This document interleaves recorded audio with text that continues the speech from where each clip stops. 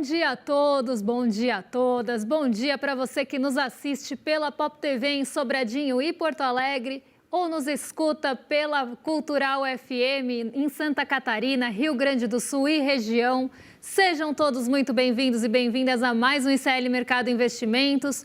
Hoje quintamos com uma série de notícias aí atualizadas para vocês. Então vamos atualizar vários capítulos aqui das novelas que estão acontecendo. Vamos falar de Xandão, vamos falar da decisão em relação ao IOF e aproveitar para tirar todas as dúvidas de vocês em relação a isso. Então, se vocês têm alguma dúvida em relação ao assunto do IOF, querem contar de onde vocês estão falando, já aproveita o chat porque Diego tá de olho lá na redação. Mas não é só isso, tem novidade também rolando lá nos corredores da Rádio Peão dos Estados Unidos, então a gente vai falar sobre esse assunto também, já que ele chegou aqui causando barulho ontem.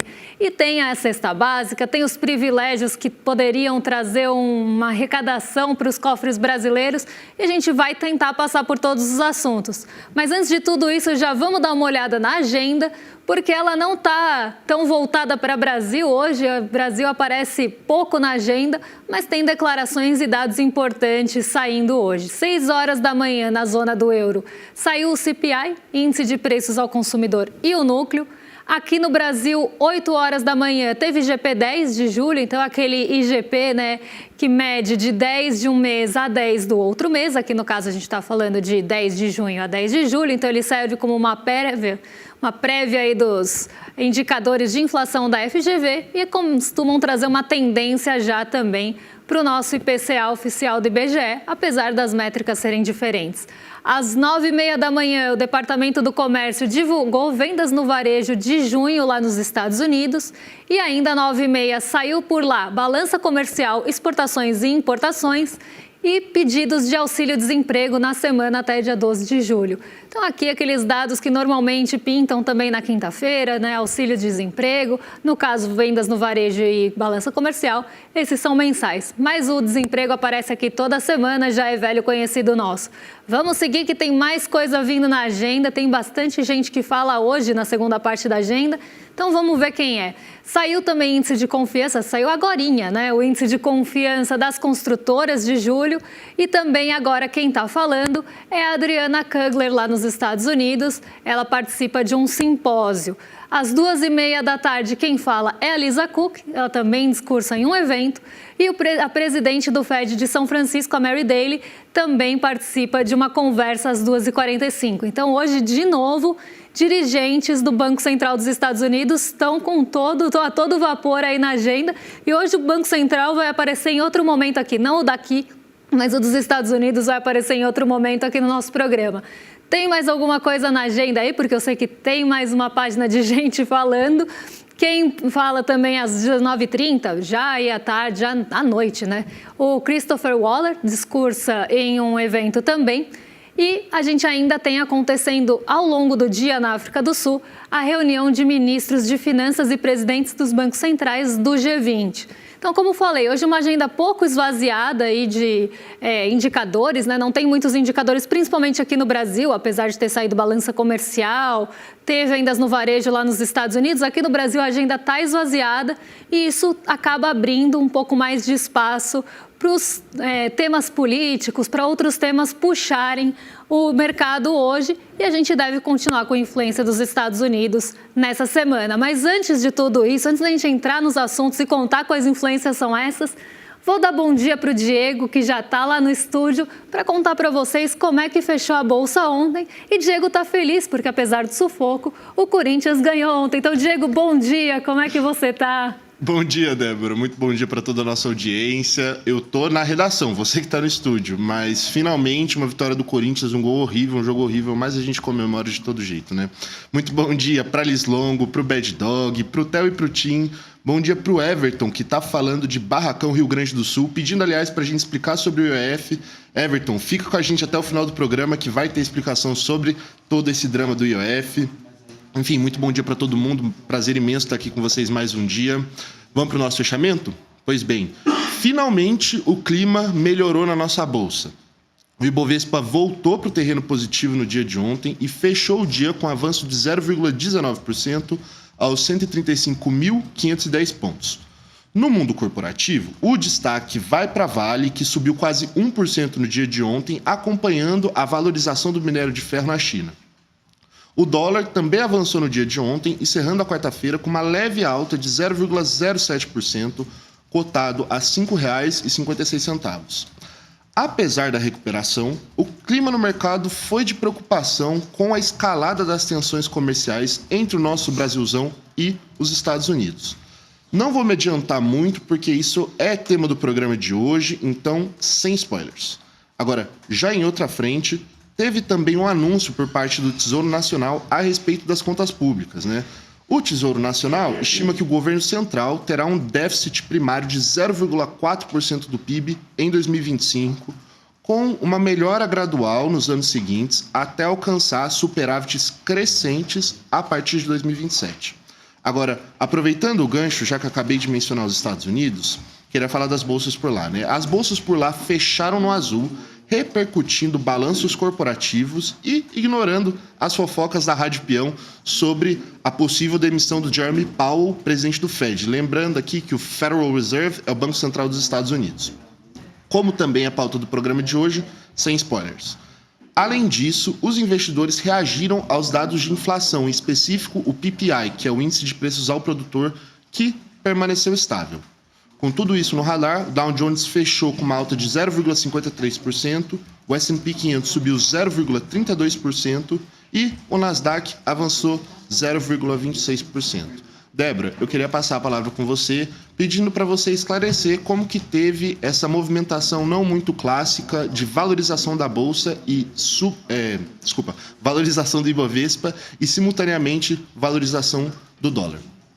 Não é o movimento mais comum mesmo, né? A nossa bolsa conseguiu se desvencilhar daquela sequência negativa de 7 perdas ontem. E esse movimento, ele veio de Nova York. Por isso que eu falei que eu não ia também falar muita coisa, porque o movimento ele veio de Nova York e veio por uma razão.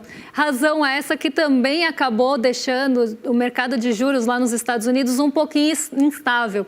E isso também acaba mexendo com o dólar, que até tinha ido na contramão de algumas outras moedas nos outros dias, conseguiu cair em meio a todo aquele imbróglio de tarifas e IOF. Então aqui a gente tem, né, mais um dia de movimento atípico com os ventos vindos lá dos Estados Unidos. Então eu já vou aproveitar esse gancho para já falar do próximo assunto, porque ele explica muito a movimentação da Bolsa de ontem, porque está rolando lá na Rádio Peão dos Estados Unidos. Ontem, para quem não sabe, o New York Times acabou dando um furo, ou como a gente está falando de New York Times lá nos Estados Unidos, ele gave the hole, ele acabou dando um furo aí de uma carta que fontes vazaram de uma possível demissão do Jeremy Powell. E isso causou um burburinho. Na verdade, não era uma carta, era o rascunho da carta ainda, mas isso causou um burburinho nos Estados Unidos, porque seria uma interferência do governo do Donald Trump em relação ao Banco Central dos Estados Unidos. Os Estados Unidos também têm um Banco Central que, em tese, não pode sofrer interferências. Então, tem uma lei bem antiga, lá de 1913, que não deixa isso tão explícito, mas várias outras leituras dessa lei mais recentes acabaram entendendo que o Banco Central não pode sofrer essa interferência lá no país, nos Estados Unidos, no país do Laranjão. Então, se ele acaba demitindo, não pode ter uma demissão sem uma causa, sem uma justa causa. Vamos trazer aqui para o nosso linguajar, para algo mais próximo da gente. Então, precisa ter uma causa para demitir um presidente do Banco Central, não pode ser arbitrário.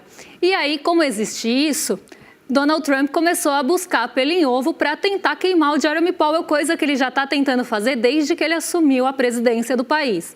Então, ele já tentou brigar com o Jeremy Powell várias vezes, chamou o Fed de incompetente algumas vezes, disse que a instituição não está fazendo o trabalho que deveria estar no mercado de juros, né, que não está conduzindo a política monetária da forma que deveria, que está muito lento na condução da política monetária e que já deveria cortar juros a partir do começo desse ano. E essa está sendo uma briga recorrente.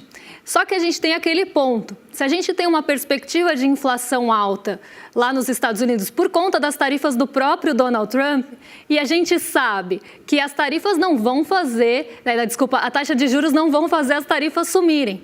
Então, o grande remédio que se vê para a alta da inflação, ela é sempre os juros. Então, por mais que isso não faça sentido, por mais que não seja eficiente, não tenha nada a ver com a causa da inflação, porque o mercado global de cadeia de suprimentos não vai responder à taxa de juros dos Estados Unidos. Mas você baixa, como aqui, na marra, o índice de preços e leva ele para a meta. E a gente sabe que esse é o único remédio que um banco central normalmente dá para o problema é a inflação. O diagnóstico é a inflação?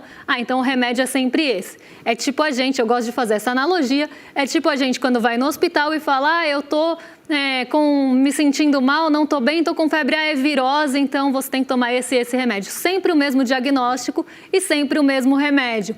E não tem uma investigação de causa mais aprofundada ali para entender de onde está vindo essa inflação e se a taxa de juros é ou não eficaz para aquele caso. Eu nem vou entrar no caso dos Estados Unidos, mas tem essa pressão que começa a acontecer em relação à alta ou à manutenção da taxa de juros em um patamar ali mais elevado para conter a inflação. E sabendo disso, já se esperava que a taxa não fosse cair, a taxa de juros não fosse cair tão cedo lá nos Estados Unidos e que isso acontecesse ia ser só depois de setembro. E aí começou toda essa queda de braço entre o Fed e o próprio Donald Trump. E aí a gente tem até uma frase bem interessante aqui, que parece frases que eu já ouvi na minha vida no mercado financeiro. Donald Trump poderia ser meu chefe do mercado financeiro, porque eu já ouvi uma frase muito parecida. Muitas pessoas querem o emprego de Powell. Já me ligaram implorando para terem o trabalho, disse também Trump nessa quinta-feira. Então, a gente vê, né, que existe essa vontade de Trump demitir o Jerome Powell. Ele inclusive usou esse trunfo, que é, muita gente quer sentar nessa cadeira, então cuida bem dela, porque se eu quiser eu demito. E aí começou a ter essa briga mais acirrada entre o presidente dos Estados Unidos e o presidente do Banco Central. Só que existe toda aquela lei que já foi interpretada que ele não pode demitir sem uma causa. E aí começou essa busca de pelo em ovo. Inclusive, Trump falou algumas vezes que ele seria mais eficiente do que qualquer membro do Fed, que ele teria uma condução de política monetária e que ele entendia mais de juros que todo mundo, com a sua autoestima que poderia encher esse estúdio e o prédio todo.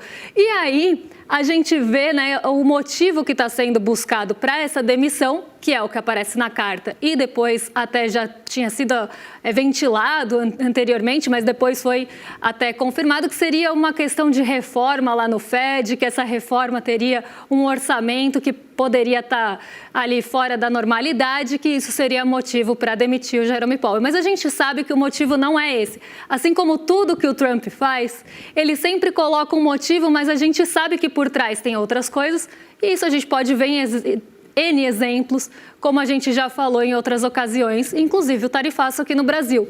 Então, continua essa queda de braço, só que aí no fim do dia, no meio do dia, a gente teve esses rumores sendo afastados, né? O afastamento dessa boataria toda, dessa rádio peão. Não é bem assim, não vai demitir, não é para agora. E aí os mercados se acalmaram com a possibilidade de não interferência e esses ventos chegaram aqui. Mas até então o mercado de juros estava instável e os mercados estavam esperando para ver o que ia acontecer disso. E é o que eu sempre falo, Donald Trump gera muita instabilidade no mercado. Ele é a incerteza em pessoa, porque ele fala uma coisa de manhã, depois ele desmente, ele fala uma coisa mais radical ali, joga uma tarifa, tem um pronunciamento radical, no meio do dia ele muda de ideia, e isso acaba gerando muita instabilidade.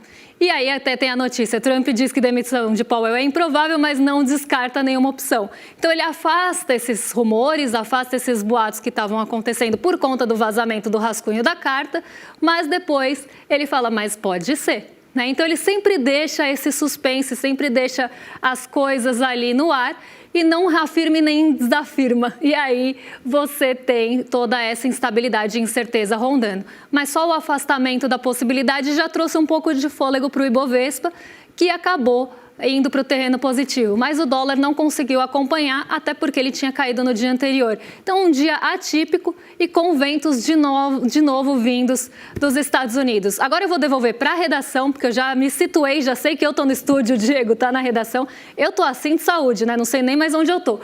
Mas, Diego, conta para a gente Que novidade a gente tem do Xandão, hein? Pois é, Débora. Finalmente, o Supremo Tribunal Federal, na verdade, o Alexandre de Moraes, tomou uma decisão. Pois bem, ele liberou o aumento das alíquotas do IOF, o Imposto sobre Operações Financeiras. Mas, porém, contudo, entretanto, todavia, manteve travada a cobrança sobre um tipo específico de transação comercial, o chamado risco sacado. A decisão, como eu já disse, foi do ministro Alexandre de Moraes. Ele afirmou que, nesse ponto, o governo passou dos limites e feriu a lei tributária. Mesmo sem os 8 bilhões de reais que o Ministério da Fazenda esperava arrecadar com o risco sacado, teve comemoração. Disse que a decisão ajuda a reconstruir o diálogo entre os poderes e a normalidade institucional. O STF entendeu que o presidente pode, sim, ajustar o IOF por decreto, desde que seja para regular o mercado e não para fins arrecadatórios. Segundo Moraes, não houve prova de abuso de poder nessa mudança. Mas, ao tentar cobrar IOF sobre operações que antes não eram tributadas, aí sim o governo estaria indo longe demais. É o fim de mais um capítulo na disputa entre Planalto e Congresso sobre impostos e limites do Executivo. Débora? Eu tô rindo aqui porque eu fui ler o chat bem na hora que o Theo, que eu não vou falar o sobrenome, falou, eu li risco safado. Não é risco safado, é o... Tá, gente? E aí eu vou explicar todo esse embrolho e eu vou voltar da onde eu estava ontem, falando do IOF quando o programa acabou, porque eu acho que é um assunto que gera muita dúvida em vocês, né? E eu vou tentar explicar, e se tiverem alguma dúvida, deixem aí, que o Diego tá lá na redação justamente para pegar essas dúvidas. Então, se tiver uma dúvida enquanto eu estou falando, aproveita, o momento é esse, porque eu espero que essa novela esteja chegando no final.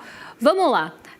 A natureza do IOF, que foi instituído lá em 96, é justamente regulatório, porque naquela época, nos anos 90, a gente tinha uma saída de recursos aqui do Brasil muito grande. Então, fugia a capital daqui para fora.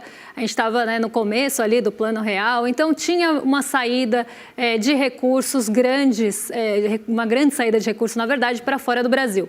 E aí tem uma série de leis que surgem, uma série, inclusive, de jabuticabas que surgem naquele período, entre 95 e 96, que estão fazendo 30 anos, e que tinham a finalidade de diminuir essa saída de recursos para fora. E uma delas foi a instituição do IOF, que é o Imposto de Operações Financeiras, que também incide em câmbio e incide em crédito e outras operações financeiras. Então, seguro, quando a gente faz seguro tem IOF, quando a gente faz câmbio tem IOF, quando a gente pega um crédito tem IOF. Então, ele acaba incidindo ali em várias operações financeiras quando elas são contratadas, quando elas são feitas. E aí, não pode esquecer que toda operação de câmbio tem um contrato de câmbio por trás. Então, quando esses contratos são feitos, o IOF ele é cobrado. E a gente tinha uma alíquota mais baixa para algumas modalidades de IOF. Então, por exemplo, se você comprasse dólar em espécie, você pagava menos de IOF do que se você pagasse no cartão de crédito. Se você mandasse remessa para o exterior por meio de cartão global, você pagava menos IOF que o cartão de crédito, mas pagava a mesma coisa que a espécie. Nos créditos, o IOF ele também era diferente nas diferentes modalidades. Então, um IOF para uma pessoa jurídica do Simples era uma alíquota variável que contribui, que conta todos os dias de cartão, todos os dias de crédito que você tem. Então, você pega ali os dias que você tem de contratação de crédito e aí você coloca aquela alíquota variável em cima desses dias de contratação. Tem para a pessoa física também, mas isso não mudou com nenhuma regra do IOF. E tem o tal do risco que não é safado, que é sacado, que é uma modalidade que algumas empresas têm ali para pagar fornecedor. Então, ao invés de você pagar o fornecedor, você antecipa esse pagamento, quem paga é a instituição financeira, ela fica com o risco da inadimplência e você paga para a instituição financeira depois e não para o fornecedor. É uma forma ali de você tentar mexer com os prazos de fornecedor. É uma coisa bem específica e isso não foi entendido na leitura do Moraes como crédito. Então, saiu das modalidades que seriam, e seria uma instituição no risco sacado. Ele não tinha IOF, passaria a ter pelo entendimento que ele é uma operação de crédito. Moraes entendeu diferente, falou que não é operação de crédito, que não, aí sim estaria extrapolando e tirou, até por ser uma incidência nova, tirou da conta do IOF, e ele não entendeu que seria arrecadatório. Por que eu estou falando lá de 96, quando o recurso saía muito, quando queria se controlar um pouco mais o mercado de câmbio e de crédito? Porque o IOF foi instituído justamente para isso. Você aumentava o IOF para evitar a fuga de capital, porque ficava mais caro mandar para fora. Você aumentava o IOF também quando você queria segurar o mercado de câmbio, quando ele estava muito de crédito, quando ele estava muito aquecido. Então você aumenta o IOF para desestimular o crédito e desestimular que as pessoas mandem o dinheiro para fora. Você abaixa o IOF quando você quer estimular o crédito e quando você não está preocupada com a saída de capitais. Então ele tinha essa natureza regulatória. E foi isso que foi usado o tempo todo, tanto pelo Congresso como para o mercado financeiro, para tentar derrubar esse aumento do IOF, porque o governo pode sim aumentar o IOF, e essa era a justificativa do governo federal, mas a gente pode, por decreto, aumentar o IOF para regular os mercados. E aí o Congresso e o mercado financeiro, de forma muito conveniente, pegaram essa natureza e falaram, mas vocês estão usando para arrecadar e não para regular o mercado. Só que Moraes teve uma leitura diferente disso. Ele leu como sim, não é algo para arrecadar, é algo para regular, e entendeu diferente e voltou à cobrança mais alta das alíquotas de IOF para as modalidades que tinham subido, da forma que estava no decreto do governo e não na derrubada pelo Congresso. E aí que é o ponto que eu quero chegar, que eu estava ontem. Para quem falou, a Débora está defendendo bilionário, a Débora está tentando defender rico no N1, Débora deve ser rica. Débora não é rica, tá? Primeiro ponto, porque Débora, se fosse rica, não estaria aqui às 6 horas da manhã. Se eu fosse me preocupar com taxação de grandes fortunas, eu não estava às 6 horas da manhã aqui fazendo roteiro de mercado e nem fazendo material de investidor mestre, porque eu acho que, sei lá, eu devia estar em algum lugar passeando, né? Grandes fortunas, a gente está falando de bilionário, a gente está falando de classe média. E aí eu acho que existe uma distorção, inclusive, do que é rico no Brasil. Isso vem de uma estratificação que a gente tem mesmo de faixas de renda. Por exemplo, IPEA. Se você pega IPEA, ele para ali nos 15 mil reais. Então, quem ganha de 15 mil para cima já é considerado renda alta e não tem nenhuma renda super alta, muito alta, mega alta, super, hiper, mega alta. Não existe. Para na renda alta, que é acima de 15 mil. E que no Brasil, isso já tem toda uma desigualdade, mas também tem toda uma desigualdade nessa renda alta. Para você estar no 1% da população mais rica do Brasil, você precisa ganhar mais de 21 mil reais por mês. Só que desse 1% também tem toda uma desigualdade gigantesca da pessoa que ganha 21 mil reais por mês e da pessoa que ganha 1 milhão por mês, que ganha centenas de milhões por mês. Então a gente precisa entender que dentro desse 1% também existe muita desigualdade. Então uma pessoa que ganha 21 mil reais por mês, se ela é assalariada, ela não é rica, ela é proletária e pode ser considerada pobre, porque se ela perder a renda dela, ela não tem mais aquele padrão, ela não consegue manter o padrão de vida. Diferente de um bilionário que vai perpetuar aquele padrão de vida por décadas de gerações ali, né? Então a gente precisa pensar também nessa desigualdade que existe no topo da pirâmide. E quando a gente fala em taxar rico, taxar super rico, inclusive o termo super rico, e eu aprendi isso com o professor da Unicamp, o termo super rico vem justamente para tentar tirar essa distorção que existe lá do topo da pirâmide. Porque se você tem, né, esse entendimento que a classe média alta ali que ganha 20 mil reais é rica, você tem toda uma distorção e isso pode ser usado de forma muito conveniente para esconder quem são os ricos de verdade. Então, quando a gente está falando de rico mesmo, a gente está falando de super rico, que é quase uma categoria acima ali para lembrar de quem que a gente está falando. E quando a gente fala de aumento de IOF, e era isso que eu estava tentando explicar lá no N1 ontem, quando você aumenta o IOF, você acha que pesa mais aumentar o IOF para uma pessoa que ganha, vamos pegar, 10 mil reais, ou para uma pessoa que ganha 5 milhões de reais por mês? Quem vocês acham que pega mais? Ah, Débora, mas o rico manda mais dinheiro para fora. Quando ele vai comprar câmbio, ele compra muito mais câmbio. Mas para ele, proporcionalmente, aquilo ainda é baixo, porque a alíquota é igual para os dois. Por isso que eu estava falando que o aumento do IOF acaba pesando mais na pequena empresa, porque a grande empresa também se aumenta 0,1% na alíquota móvel e não fixa do IOF, talvez ela nem sinta, talvez ela nem perceba que aumentou aquilo, por mais que já tenha todo um objetivo de restringir o crédito. A pequena empresa sente mais porque a gente já tem uma Selic alta, que dificulta o crédito, e ainda você coloca uma alíquota maior para restringir ainda mais aquele mercado. Então, quem sofre mais são as classes médias e as pequenas empresas. Ponto. Uma pessoa muito rica não vai sentir o IOF.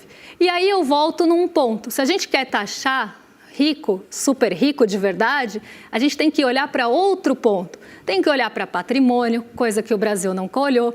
Tem que olhar para dividendos, coisa que o Brasil não olhou. Tem que olhar para juros sobre capital próprio de empresa também, que diminui base tributária, e só aí dava para pegar 24 bi. E o Brasil nunca olhou isso em 30 anos, porque é muito difícil colocar esse debate. Só que aí a gente tem um outro ponto. Se a gente não consegue nem passar no Congresso um aumento de IOF, quem dirá discutir juros sobre capital próprio se aquelas pessoas, ou majoritariamente o Congresso está lá, para defender o interesse dessas empresas, dessas pessoas muito ricas, dessas bancadas e não da população. E é isso que a gente precisa entender. Não passa por quê? Por que bate num teto que não consegue avançar essa progressividade do nosso imposto aqui no Brasil, que acaba sendo bastante regressivo? Porque bate num ponto que não consegue furar. E aí, taxar super rico não é aumentar IOF. E era isso que eu queria que vocês entendessem. Taxar super rico é focar em patrimônio. Taxar super rico é taxar grandes fortunas. Aqui no Brasil, a gente quase não tributa patrimônio. Se a gente pensar que cada estado tem uma alíquota, e não é uma alíquota alta. Então, a gente não taxa patrimônio, não é taxar super rico, é olhar para dividendo, porque super rico não recebe salário, gente. Super rico recebe dividendo. Então, taxar super rico é olhar para essa camada que não é o 1% da população, é o 0,01% da população. Então, não venham falar que eu estava defendendo rico quando eu falo do IOF, porque rico, para IOF para rico, é centavo. Agora, se você olhar para dividendos, se você olhar para juros sobre capital próprio, se você olhar para patrimônio, se você olhar para renda de uma forma ainda mais estratificada, aí sim você está olhando para rico. E aí que não vai passar. Porque aí você tem os ricos se defendendo lá no próprio Congresso, porque tem bancada de tudo. Tem bancada de boi, tem bancada de bala, tem bancada de bet, tem bancada de bíblia, tem o mercado financeiro fazendo pressão. Então, a gente precisa entender essa desigualdade, inclusive, do Brasil, para entender quem pega quem e o que é taxar rico e o que não é. E aí, eu estou usando tudo isso para falar, né, que agora o IOF sobe, né, sobe com as alíquotas, então, mais altas para todas as modalidades de câmbio. Então, tanto faz se você compra na sua conta global, na espécie ou no cartão de crédito. E quem ficou muito feliz com isso foram as operadoras de cartão, porque as pessoas estavam deixando de passar ali na maquininha, a Visa, Mastercard, etc. As bandeiras de cartão adoraram o IOF. Por quê? As pessoas vão voltar a usar cartão de crédito porque agora tanto faz o IOF. Tudo bem que tem toda a questão cambial ainda por trás que é diferente, mas o IOF agora é o mesmo para todo mundo, para o dinheiro em espécie, para a maquininha, para a bandeirinha do cartão de crédito e para a conta global. Então, as pessoas talvez usem mais cartão lá fora. E quem gostou? As operadoras de cartão. Então, a gente precisa entender tudo isso para não também repercutir e começar a falar um monte de coisa sem saber o ponto central daquilo. E aí, por exemplo, para câmbio, todos vão ficar em 3,5 agora, 3 vezes maior do que você pagava na conta global. E vai pegar mais, claro, para quem tem menos dinheiro, porque se vou comprar câmbio, se eu pudesse pagar 6 ou pagar 20, eu com certeza ia escolher pagar R$6, porque eu não vou pagar R$20 de IOF se eu posso pagar 6, porque para mim R$20 pesa mais do que 6. Agora, tem gente que tem tanto dinheiro que R$6 ou 20, tanto faz, porque isso é o trocado do trocado. Então, a gente precisa realmente entender esse ponto. Para as empresas, também sobem algumas alíquotas ali no crédito, no Simples, né? Subiram as alíquotas PJ, na pessoa física não, tá? Então, fiquem despreocupados. E ainda tem a questão do VGBL, que foi entendido como seguro e que passa a ter todo esse ponto ali de cobrança de IOF a partir de um patamar também de 50 mil por mês, que é muito grande. Mas a gente nunca pode esquecer que o governo recuou em 6 horas na cobrança que pegava as pessoas que mandam mais dinheiro para fora. Para investir, essa continua baixinha e os fundos de investimento continuam isentos. Nesse ponto, o governo recuou. E aí a gente pode pensar que aí teve algum favorecimento de pessoas que têm maior poder aquisitivo. No mais, vai pegar a pequena empresa e vai pegar a pessoa física que fazia câmbio de uma forma mais barata. É isso. Acho que consegui passar pelos principais pontos, mas se tiver alguma dúvida de vocês, amanhã eu retomo começando já com as dúvidas de vocês.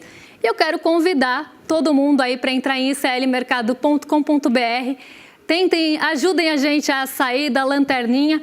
Vamos pensar em alguma coisa legal semana que vem, que é uma semana importante aí estamos chegando perto do dia 27 de julho, para tentar fazer vocês usarem o nosso link aqui do ICL Mercado ou entrar aqui no nosso QR Code. Então, nesse momento que a gente vai passar para o andar de cima, vamos mandar lá para o rolê, vocês têm um tempinho para se inscrever no ICL Eterno e não ficar fora dessa, porque vem muita novidade por aí. Eu estava vendo as caixas misteriosas, né? R$2 uma caixa misteriosa. Eu estou super curiosa para saber o que eu ainda não sei, porque vem novidade em todas as esferas aqui do ICL. Vem novidade no jornalismo, no entretenimento, na educação. E a gente sabe que, se tratando de ICL, não é brincadeira. E eu estou muito curiosa, como vocês, para saber o que vem por aí de novidade. Então, já sabe, iclmercado.com.br, para no dia 27 de julho, às 8 horas, vocês receberem o lembrete e conseguirem participar dessa reunião aqui com a gente. Então, estão mais do que convidados, é só entrar no link. E agora sim, eu envio aqui para os nossos vizinhos de cima, para o Rolê ICL. Eles já estão, Guga Noblar e William De Luca já estão a postos para receber vocês. E amanhã eu volto para tirar dúvidas, que eu vou caçar todas agora no chat, e para falar de cesta básica e privilégios. Um beijão e até amanhã, pessoal. Já tá valendo? Tá valendo. Tá. Pois é, turma, eu tive que trocar a tela do computador para caber o plano que a gente está construindo há mais de 2 anos para o ICL. São mais de 300 pessoas envolvidas na construção desse que é o novo e mais revolucionário capítulo do ICL. Eu vou anunciar as novidades no dia 27 de julho e não vai ficar pedra sobre pedra. Quanto à turma lá da extrema-direita, que eles comecem a perder o sono, porque o negócio vai ficar ruim para eles. E a gente vai inaugurar um novo paradigma na educação, no jornalismo e no entretenimento. E vocês vão poder fazer parte disso. O melhor de tudo, para sempre. Vocês não perdem por esperar. Até lá. Don't waste my time. Na loja Sou ICL você encontra camisetas, canecas, mochilas e bonés que carregam ideias.